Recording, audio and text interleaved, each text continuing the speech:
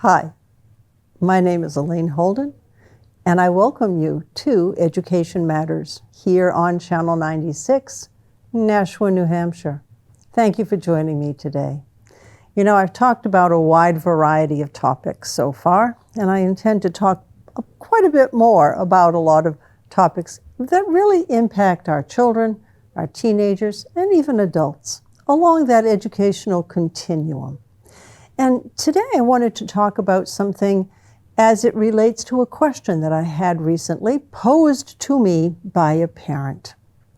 And the parent was saying that the child was not really developing as he should, and she wanted to know what she could do about it. And I said, well, we need a little bit more information. And she was telling me some of the characteristics of this child. He was 3 at the, well, he just turned 3 about, I'd say 6 months ago. So he's 3.5. And she was discussing with me some of the characteristics and some of the concerns she has. And I said, well, we start by looking at how he's developing neurologically, how his brain is developing along with his body. And she said something funny. She says, well, you know, we only use a tiny portion of our brain. The rest are just sitting there. And I said, I got to laugh a little bit because we actually do use pretty much all of our brain. A good part of our brain is being used all the time. And when you look at some of the literature, you're going to hear left brain and right brain. You're going to see books on left brain learning and left brain teaching and right brain learning and right brain teaching. And professors will tell you that left brain learners and right brain learners need to be taught to their brain dominance. Well, I have to say that I attended a lecture back in probably 1970, 71, and it was a lecture by a wonderful woman, a researcher out of UCLA, and she had done a lot of brain research in the 60s, and she was very clear that we knew everything we needed to know about the brain. We had that brain mapped. We had all the information that we needed. We had up-to-the-minute information, and it was never going to change. 10 years later, I went to a lecture, and the first words out of the researcher's mouth happened to be, anything you heard about the brain from the 60s and, you know, from then on, you can forget because it's wrong. We now have more sophisticated equipment that's teaching us so much more about the human brain. 10 years after that, same thing. Now here we are, 2022, and guess what? The sophisticated equipment that we now use to map brain function is so much more technologically superior than anything prior to this time, that things that we thought were true about the brain really aren't. It's, you know, a moving target as far as what we are learning, even on a daily basis. And that means that a lot of the information that is out there in the world, out in the popular media, is probably not as accurate as it should be. By the time those pieces of information get into the college textbooks and graduate school textbooks, it's already old news. It's already been surpassed by more current and better researched information. So what does that tell us? Well, it tells us that when somebody says right brain learning and right brain teaching and left brain learning and left brain teaching, it makes us think that half of our brain isn't doing anything and the other half is kind of, lifting the load.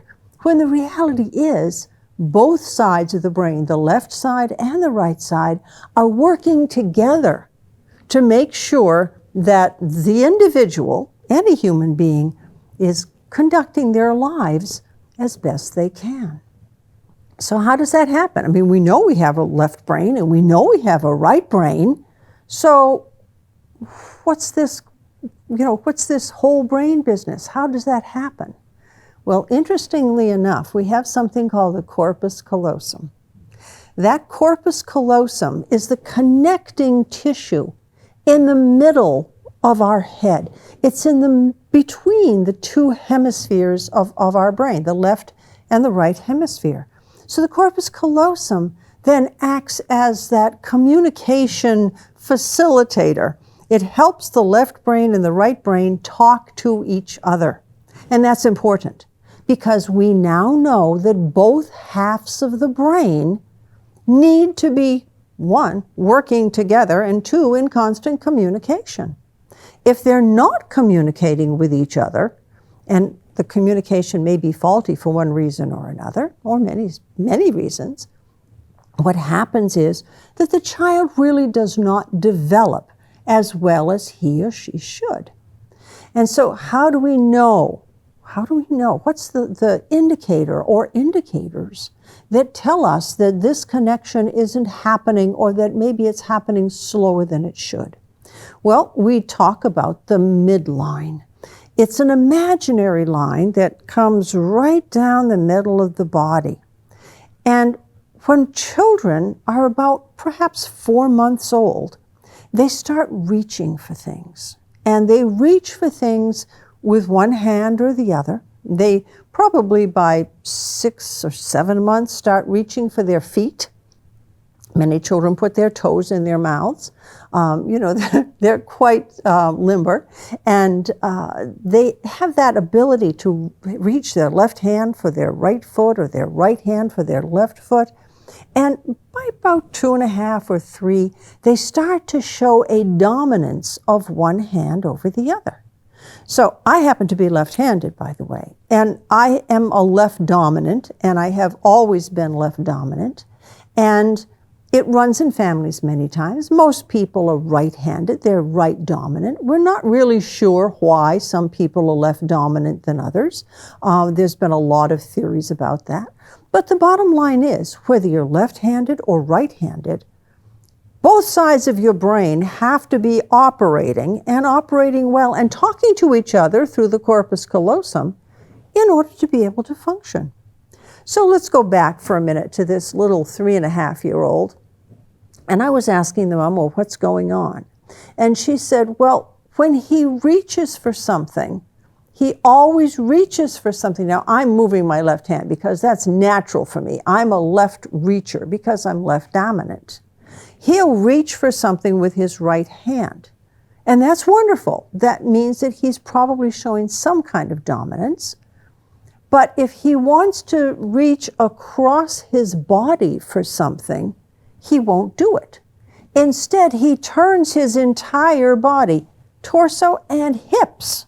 So his entire body shifts around so that the object he's reaching for is no longer on his left side, but it is in fact right in front of him. So he hasn't really crossed in front of himself, his midline. He hasn't crossed this imaginary line in the center of his body and reached for something. Instead, he's turned his entire body to reach for that object. That's pretty interesting. So he likes to color. He loves coloring. Now, I have a pencil with me. I actually got it the other day as a birthday gift. Thank you, Sarah. And I will hold my pencil in my left hand, and I will go across a page, and I will cross my midline when I'm writing. And that's perfectly appropriate. But now we have children getting to that midline point and stopping. And what do? They pick it up with their other hand and continue.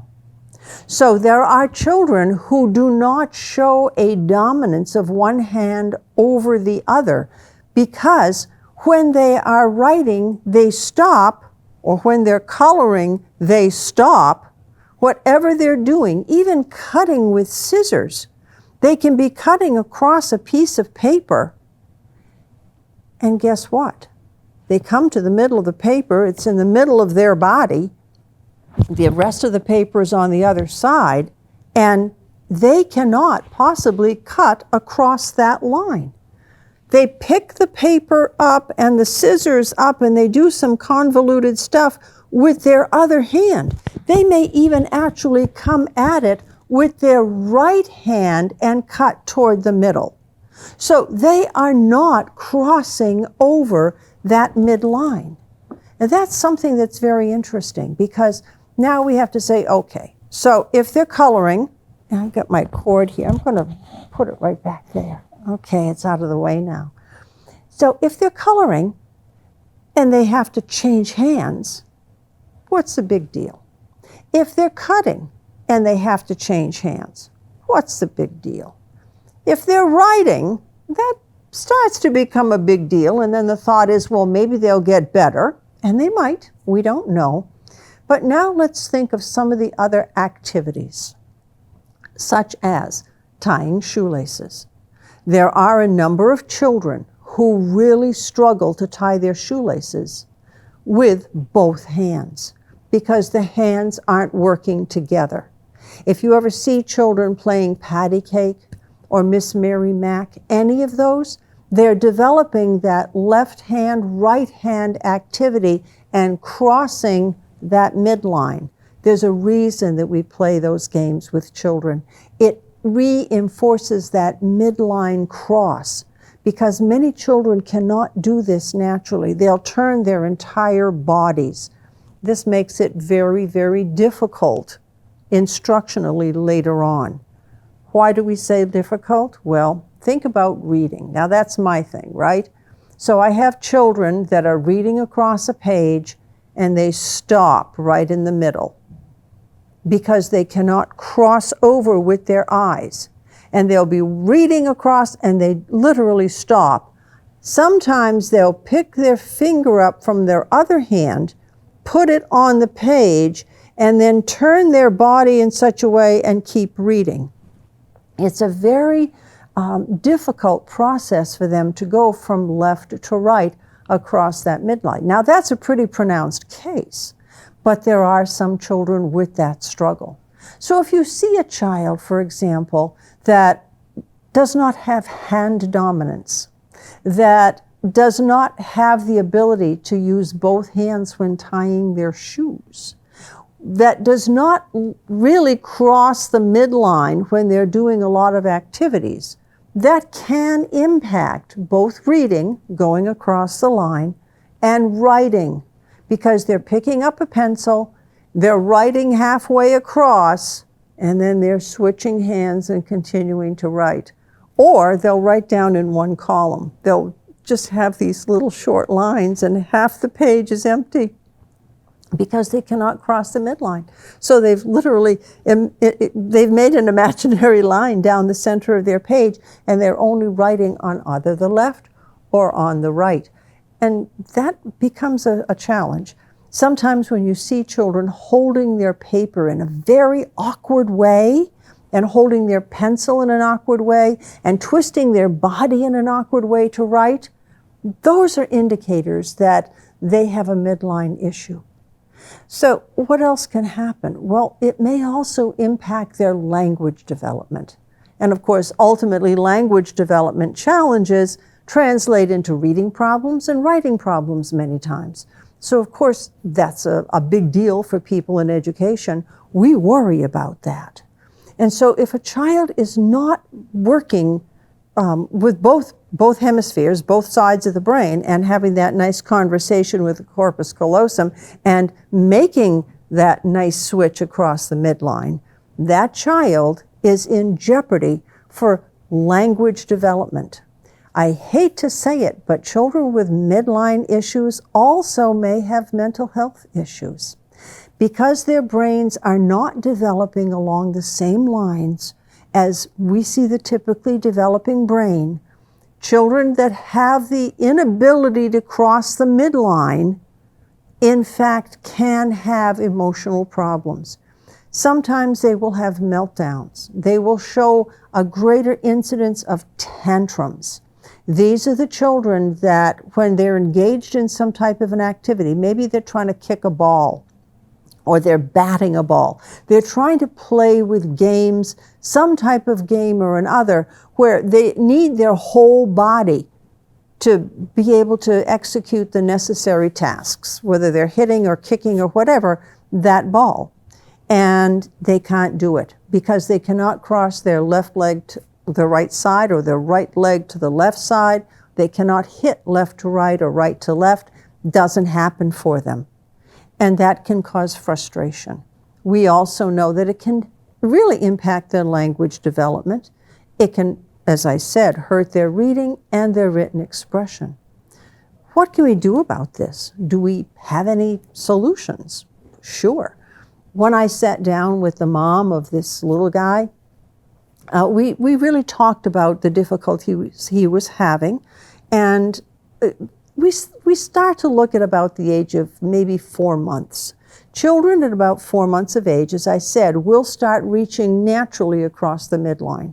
They will be grabbing for something, first on their side, whatever hand they're grabbing for, and then crossing over and grabbing. This progresses till about the age of 9. At 9 years of age, we expect that children are fully able to cross the midline. Now, I will tell you that it doesn't take till 9 for the brain to fully develop. It takes till the age of about 26. And at 26, we can say, all right, we're pretty solid here as far as brain development. Now, that doesn't mean that the brain doesn't change, because it does. It changes across the lifespan. It's called neuroplasticity. Our brains continuously change throughout our entire lives. The greatest amount of growth, obviously, is from birth to age 6 or age 7, and as it should be, because that's when they're going into school and starting to learn things. The reality is, however, that we still have that growth period for many more years. So what do we do when we see a child who is not crossing the midline, who's not showing good hand dominance, who moves and convolutes his or her body in an odd, twisted way, turning their entire torso and their hips one way or the other so that they can get to an object or engage in a task, whether they're coloring or writing or whatever? What do? Well, we have certain activities. The first thing to do, of course, is to talk to your pediatrician or nurse practitioner. You can also go to an occupational therapist or a physical therapist. There are people available to do all of these activities. First, to evaluate, to see where that child is developmentally, on that developmental continuum. How well can this child cross a midline, or how much of a challenge is it for him or her to cross the midline? What are the difficult activities for this child? Did this child crawl? Now, there is a program, it's quite old as a matter of fact, that actually when children are showing difficulties as adults, they go right back to the crawling stage, and they have the children crawl and then walk and do all kinds of different skills activities physically to help reprogram the brain. And that sort of idea waxes and wanes, but the bottom line is that the body, the physical body, has to work in accord, left and right together. That corpus callosum has to keep that conversation going and has to continue it, and it has to enhance it over the years until everything becomes automatic. So we like to see those different activities, and it's sometimes very simple. For example, left elbow to right knee, right elbow to left knee. This is the type of thing that you start with, where you're actually getting the body to physically cross that imaginary line. And that's a good thing.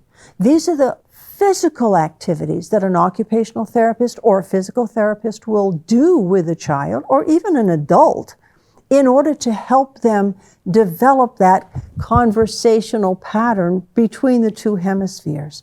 And this is a great thing, because then you start to translate that once again into school activities. Certainly, that's my focus, is how well the child can read and write, and yes, cut across a piece of paper and color at the younger ages. But I also worry because sometimes, as I've said, children can start to show tantrum issues. They can start to show meltdown issues. They can't zip their jackets, for example, or tie their shoes. And so the parents say, well, okay, we'll get them something with Velcro. We'll get them an elastic type of shoe. And that's a great intervention. But there are too many interventions sometimes, simply because these children do have to develop neurologically in order to develop their language and their academic skills. So crossing a midline is a big deal. And we have more children that struggle than we realize, because when we see them twisting their entire bodies to engage in one activity or another, whether it's playing a game or whether it's doing something academic, we say, oh, well, okay, that's just who they are, not realizing that it can impact their speech and it can impact their mental health. And this is something that we have to be very concerned about. And so when I talk about midline, I'm talking about the entire child, the entire body, and the entire brain.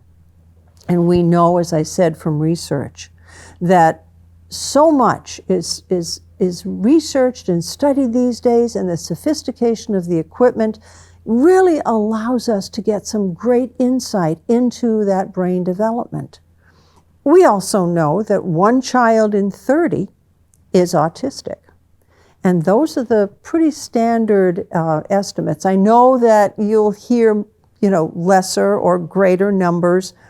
It's usually 1 child in 30. That's pretty much the standard. But what do we know about kids with autism? Children on the autism spectrum, many of them have trouble crossing the midline. And many of them are nonverbal, or they have language development challenges. So when we're looking at children that are really on that autism spectrum, we need to be looking at those children for midline issues as well.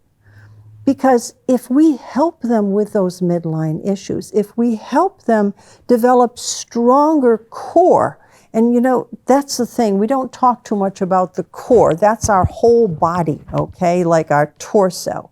What does it mean if we develop the core? You have to have a certain amount of strength in your body to be able to support your body when you're moving one hand across your body or you're moving the other hand across your body. So this core development is very important. So strengthening the core, proper posture, making sure that the child is sitting correctly, making sure that the child has good balance. All of these things are important. And when they build that strength in their core, they have a greater likelihood of being able to switch from one side to the other with their hands and hopefully with their feet as well. So here we have core development. We have physical gross motor development. We language label all of the different activities so that the child actually is able, in one way or another, to say what he or she is doing. This is important. This language labeling is critical because this helps to pattern the brain. This helps to develop the language and really expand the thinking. And that's what we want. We want good, solid thinking for our children. But to process, especially at higher levels, means that the entire brain has to be working together. All of the different pieces, the frontal lobes and the occipital and the, Wernicke's, and I can go on and on and on with the different parts of the brain. But essentially, we're looking at all those parts of the brain on both sides, having that nice conversation through the corpus callosum in the middle, and ensuring that the child can, in fact, go from one side to the other, cross that midline. So we do have things that we can do. I've often said just finger puppets, where we have a little story and we're using 1 or 2 finger puppets, and then we take the finger puppets off one finger or the other with the other hand, and we place those finger puppets on the fingers of the opposite hand. So we're making the hand cross the midline. Yeah, so it's not just Miss Mary Mac and the clapping activities. We're actually moving finger puppets from one finger in one hand to the other finger in the other hand. That's important as well. Those simple activities are the ones that occupational therapists will advise are very helpful for our kids. And that's really what we want. We want simple activities that can be done on a daily basis, very low key. And yes, kicking balls and putting elbows to knees, all of this is wonderful. And this should be done. It should be done in a game format because kids love to learn through play. And the more play they engage in, the better. And it's developing their body. You can go online and you can go, the OT Toolbox is a great resource. I send a lot of parents to that particular resource. There's any number of them. They're not of any cost. They're free. And you can get a lot of occupational therapy activities. The important thing is to start with your pediatrician or your nurse practitioner. Have a conversation with them. They may say, oh, the child is fine. They'll develop out of it. They'll grow out of it. Not to worry. Everything is okay. And that's all right. But if you have concerns, your concerns may indeed be valid. And your nurse practitioner or your doctor may not have the time to fully investigate this. Occupational therapists and physical therapists, that's their job. And so these are the people that may be able to do more detailed investigation and then turn around and give you as much help as possible so that you can, on a daily basis, at home, do the necessary interventions. As I said, in play format. What would this mean? Well, if the child is developing more comfortably, if the child is starting to cross the midline, if the child's language, because the two hemispheres are now talking to each other better, if the child's language is improving, there's probably going to be less meltdowns, going to be less tantrums, a less frustrated child. And a less frustrated child means less frustrated parents. And this means that their mental health may be starting to progress toward the positive. Because, as I said, mental health issues can go hand in hand with midline issues. We want to make sure that our children are as happy and as capable and as contented as they can possibly be. We want them to enjoy childhood in anticipation of a very happy adulthood. But the only way this is going to happen is if this child is developing along the correct continuum and is not stalled somewhere. And it's this stall that we're concerned about. So I hope this has been helpful for you. Certainly, if there are any questions, go to your doctor, go to your pediatrician, go to your nurse practitioner, see an occupational therapist, but don't wait. Make sure that your child is developing along that continuum as he or she should, in anticipation of going to school and being able to pick up a pencil or a crayon, write across the midline, color across the midline, cut across the midline, zip their jacket, button their coat, tie their shoes, get their boots on, put their ski pants on, right leg into right ski pant and left leg into left ski pant, all of that. Thank you so much for joining me today. I look forward to being with you again. Have a wonderful day. Elaine Holden, Education Matters.